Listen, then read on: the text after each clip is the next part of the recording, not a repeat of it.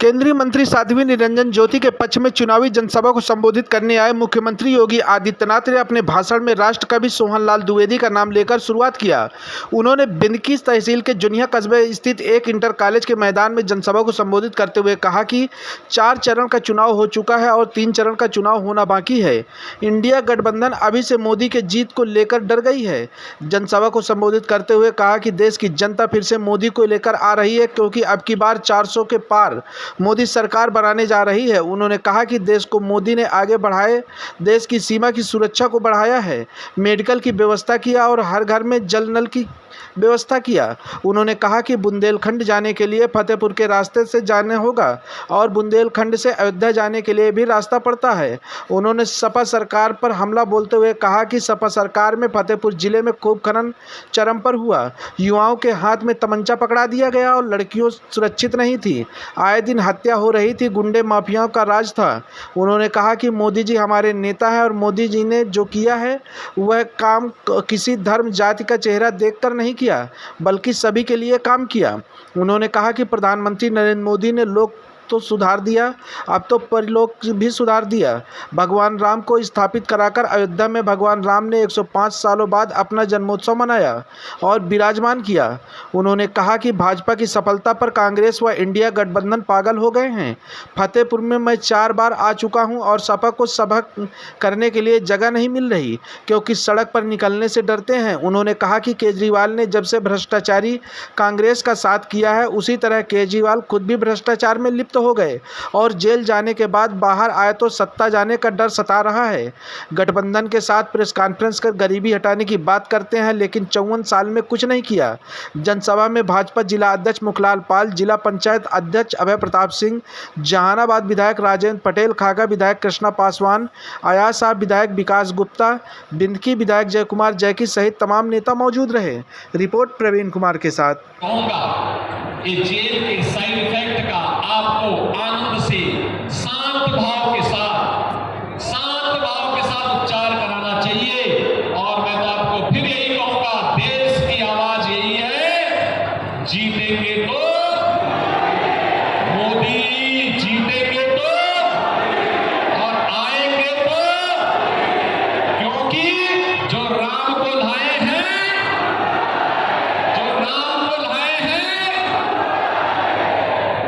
फतेहपुर को तो कहना ही क्या है, राम की भक्ति ने ही यहां चुनाव लड़ रही है।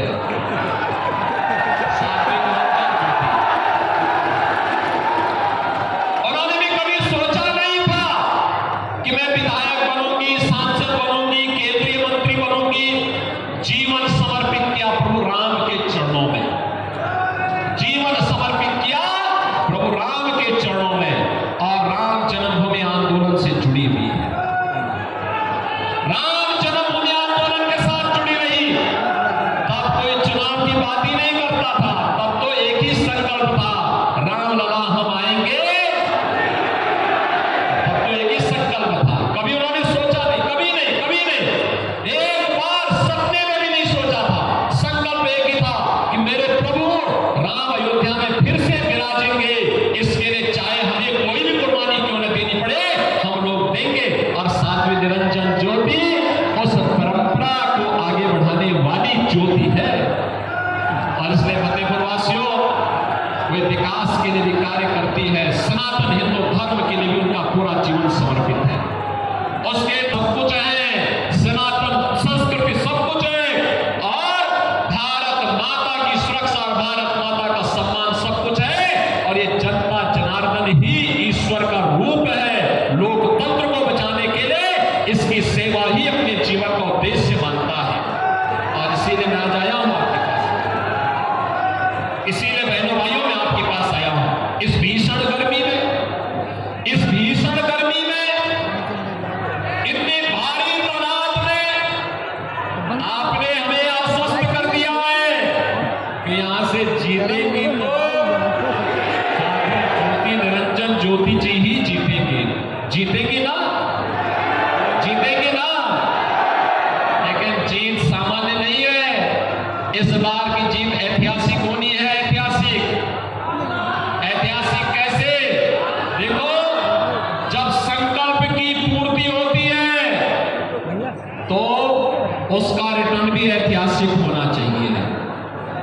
अब ये चुनाव केवल निरंजन जोशी और समाजवादी पार्टी के है, तो राम भक्त और रामद्रोही के बीच का चुनाव हो चुका है।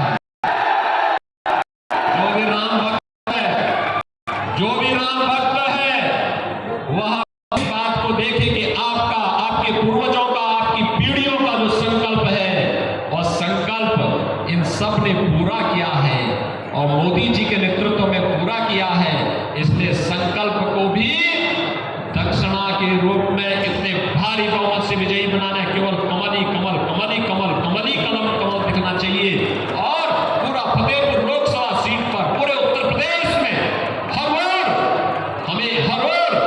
केवल भाजपा ही दिखनी चाहिए। और एक उतार करके गांव, गरीब, किसान, नौजवान, महिलाएं और बिना भेदभाव के योजनाओं को जनता जनार्दन के लिए समर्पित करने का काम भी कर रहे हैं और साथ साथ बेटी और व्यापारी की सुरक्षा की पुख्ता व्यवस्था भी कर रहे हैं।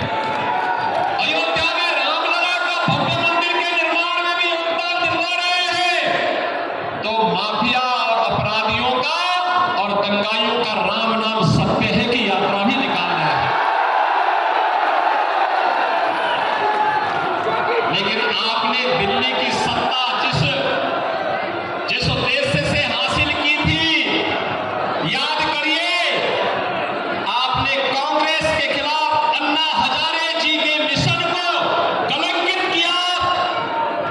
अन्ना हजारे जी ने एक पवित्र मिशन चलाया था, भ्रष्टाचार के खिलाफ आंदोलन पुख्ता किया था और आज भ्रष्टाचार में लिप्त, देश के पहचान का संकट खड़ी करने वाली, भारत की सुरक्षा पे सेल लगाने वाली, भारत के विकास को बाधित करने वाली, भारत के अन्नदाता किसानों को आत्महत्या करने के लिए मजबूर करने वाली, भारत के नौजवानों को प्लान करने के लिए मजबूर करने वाली कांग्रेस को अपने गले का हार बना करके आप उसके पाप में शामिल हो गए हैं। और यही कारण है, मुझ पे मत थोपिए, लेकिन एक बात मैं जरूर बोलता हूं कि दिल्ली की जनता बड़ी सुकून से थी, आप फिर बाहर आ गए हैं। आपकी खांसी से दिल्ली की जनता भी खांसते हुए दिखाई दे रही है, हाँफते हुए दिखाई दे रही है। क्या कर दिया है आपने दिल्ली को? अरे आपको इस स्कूल का मॉडल देखना है तो मोदी मॉडल देखो। अटल आवासीय विद्यालय मोदी जी के मार्गदर्शन में जो यूपी के अंदर बने हुए हैं। ऑपरेशन कायाकल्प के अंतर्गत 1,36,000 विद्यालयों का ऑपरेशन कायाकल्प हुआ है। आकर के कभी यूपी में टहल तो लो, देख तो लो। वैसे विधानसभा चुनाव में अपने भाग्य को आजमा चुके हो। उत्तर प्रदेश की जनता जनार्दन ने मोदी जी का समर्थन किया है, आपके प्रत्याशियों की जमानत जब्त करवाई है और आपको कहा है कोई आपके लिए ठिकाना यूपी के अंदर नहीं हो सकता है। और इसीलिए मैं आपसे फिर कहूंगा, आपको अपना हजारे के मिशन को आगे बढ़ाना चाहिए था। दिल्ली की जनता को स्वच्छ माहौल देना चाहिए था। अगर तुलना दूर मत करिए, आपने 15 वर्ष में दिल्ली को कितना नारकीय स्थिति में पहुंचा दिया है। आज दिल्ली की तुलना आप नोएडा, गाजियाबाद से ही कर लीजिए, उत्तर प्रदेश की बात तो छोड़ दीजिए। बहुत स्पष्ट सरकार है, मोदी हमारे नेता है, बोलते कम है, करके दिखाते हैं। ये जितना भी दिया है, क्या किसी का चेहरा देख करके दिया? किसी की जाति, किसी का मत, किसी का मजहब, किसी की क्षेत्र या भाषा देख करके दिया है? मोदी जी ने तो कहा सबका साथ, सबका विकास। एक तरफ मोदी जी के नेतृत्व में सबका साथ और सबके विकास के साथ आत्मनिर्भर और विकसित भारत की परिकल्पना को साकार करने के लिए भारतीय जनता पार्टी है, जो विकास भी कराती है, गरीब कल्याण भी कराती है, आतंकवाद और नक्सलवाद पर नकेल भी कसती है, सुरक्षा को, देश की सुरक्षा को पुख्ता भी करती है। आतंकवादी सीमा पार के हैं। और आज बहनों और भाइयों, कितना परिवर्तन हुआ है? आज परिवर्तन कितना हुआ है?